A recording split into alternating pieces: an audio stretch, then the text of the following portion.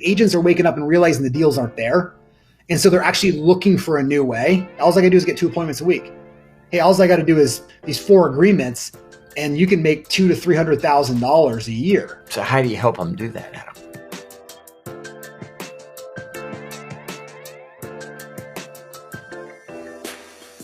Hey, Adam. How's it going? Good. How about you? You look good. I'm just trying to keep up with you, my friend. All right. In 2 minutes or less, tell me about yourself. Born and raised in Vermont, where we have about 600,000 people in the entire state and about 500, 600 agents in our entire state, which is crazy. I got into real estate in 2006. Right out of the gate in 2006 or so, I started hiring an assistant and started building a team. We kind of reached our kind of income goals, if you will, in Vermont because we have more cows than people. And you said, hey, we have this whole thing called expansion. I think there was a couple of us in the room, and I set out in 2012 and expanded we actually called it duplication at the time, and duplicated our first team into Maine in 2012. Iterated over the next 4 or 5 years. Expansion really started coming on the platform. We kind of found our footings, and then in a year or so ago, Livian was born, which we're really excited for, and that's kind of the journey. Yeah. So last year, that journey led you to do just under $1 billion in real estate sales as a company, right? Yeah, and we've already closed over $1 billion so far this year, which is That's awesome. remarkable. That's remarkable. Congratulations. Yeah, thanks. All right. Well, let's dive into this. So if there were one thing that in running Livian that you're crushing it right now, what would be the one thing you'd want to share with us today, Adam? Well, Gary, I think everybody wants to be told what to do without being told what to do. So we sat down about 120 days ago or so and said, hey, we know we're going to be coming into this tight market. What are we going to do to make sure that our agents are highly successful? And that means that they're living a quality life, and that have the opportunity to be, which is our culture of productivity. So we sat down and we created 4 pillars: agent productivity, leadership, agent attraction, which is our growth, and impact and culture. But the first one we focused on heavily. Hold it. Slow down. Say those again real quick. The 4 pillars of Livian are agent productivity, number 1. Number 2, which is leadership. Okay. Number 3, which is agent attraction, essentially growth. Okay. And number 4, which is impact and culture.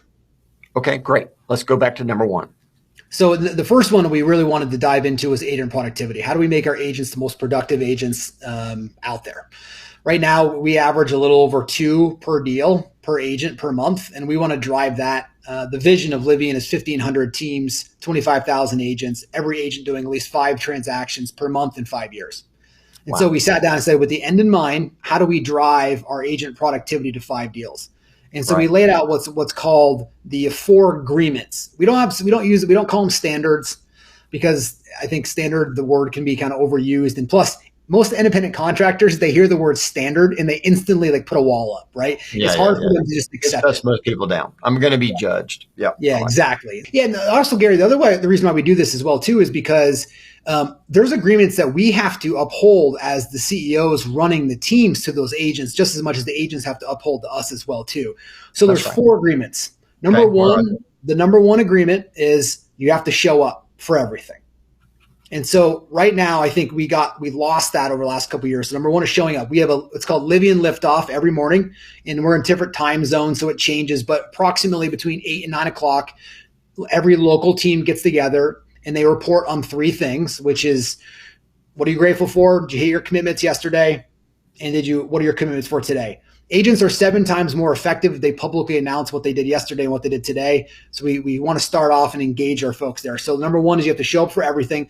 Livian Liftoff's that first thing. We have team meetings, call nights, at least once a week. So people are showing up for that. And then a few things for Livian. It's about 4 or 5 hours a week. So it's not like we're asking people to show up for 90 hours to do something, right? So it's we want them to show up for everything, for all the local team things, and a few Livian things that do internationally from there.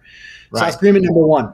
And partly we go to this is because, Gary, if you were to start on our team or you were to take a job, what's the first requirement you would have any job that you would take? I got to show up. Right? Show up and participate. Got to go to everything. Got to be there. You got to be there to show up, right? Yep. And it's amazing what happens when everyone shows up together, even by Zoom or in person if you can too. Number 2 is you have to report 5 out of 7 days, your numbers. And we use CSU to report this. And there's a couple of reasons why we do. So number 1, the 5 out of 7 days is we don't really care which days you report them on. We just want 5 out of 7 days. And I'll elaborate a little bit on this in a second, but let me just tell you what the 4 things that you're basically reporting is. Did you sign something? Did you sell something? Did you set an appointment? Or did you add somebody to your database?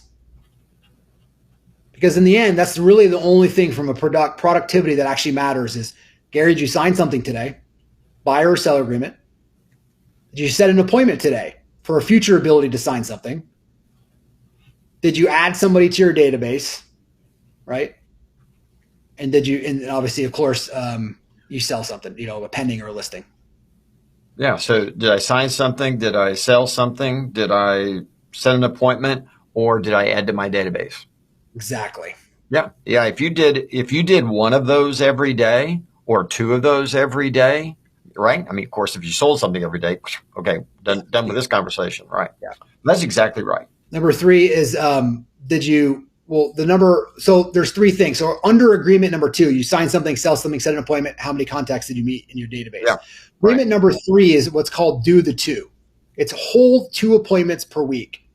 That's all we ask. And let me just run through really easy math for people for this. We've taken all the math out of this for everybody. If you hold 2 appointments per week, and there's 52 weeks in a year, and you're going to take 4 weeks off for whatever, 4 weeks off you have off. That's 48 weeks left over. That's 96 appointments you'll have that year. You convert 75% of those appointments, which is right out of MRI, very close to MRI standards. 75% of those, you're going to end up with 65 opportunities, right? Now you've got 65 buyer or seller agreements. You convert 70% of those to a sale, you end up with 50 pendings. And if you convert 90% of your pendings, it's 45 deals per year per agent on average of holding 2 appointments per week. Average sales price at a 50-50 split, it's $326,000 back to the agent. Yeah, I think that's really important. I think the idea of helping people attach an appointment number to an income number is really important. Yeah. So people don't have to get bought up into all these, and we break it down how they can get those, hold those appointments. But ideally, they just wake up and say, did you do your 2? That's the only thing that matters. You sign something, sell something, set an appointment in the end. And then did you hold 2 appointments this week? And so we use a grading system.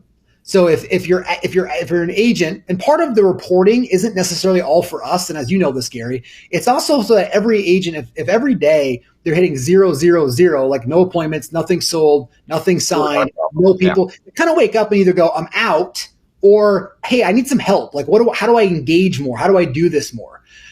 So it's it's its own self accountability form as well too. What's number 4? Number 4 is add 5 people to your database a week. And we know that if you have 240 people in your database on a 12-to-2 ratio, it's 40 transactions a year out of having 240 met people in your database. So I had 5 people a week. Yep, 5 people per week. Yeah, and then we service the database. That's not complicated, isn't it? So 5 times 4 is 20, right? 5 times 4 is 20. Times 12. I mean, it's like 220, right? So you're at 220 a year. If you just added that, you're almost at 240. Sorry, 240. And it's basically, if you just did that for 1 year and you service their database, which we do for the agent, you're at 40 transactions using very easy 75% and 70% conversion rates. You see it. And that's why all the math that we do for everything backs up between that 40 and 50 transactions just by showing up, doing the things that you need to do. It's all right there. And all of our activities are designed on that productivity per agent. So now the culture of the company is we have, everyone walks around, hey, did you get your 2? Did you sign something today? Did you sell something today? And it's also, to be honest with you, for people listening, it's kind of a little bit of a leadership hack, because if an agent comes to me and says, hey, I need better flyers for this thing, or I need to change my photo or whatever it is, and I'm like, well, did you sign something today? Did you sell something today? Or did you set an appointment today? Absolutely. All right. Anything we didn't ask you that we needed to ask you? We're ready to drop the mic on Adam Hergenrother. No, I mean, I think right now it's again, people want to be told what to do without being told what to do. They want to plan. They want to remove the jacket of anxiety and stress. So do that for your people, and really care about them. I mean, care about their success, care about their health span, not just their lifespan, about how they're living. And I don't think you can go wrong right now. No, you can't. All right, my friend. Thank you for sharing today. Thanks, Gary. Hey, if you want to learn more, just check out these other videos.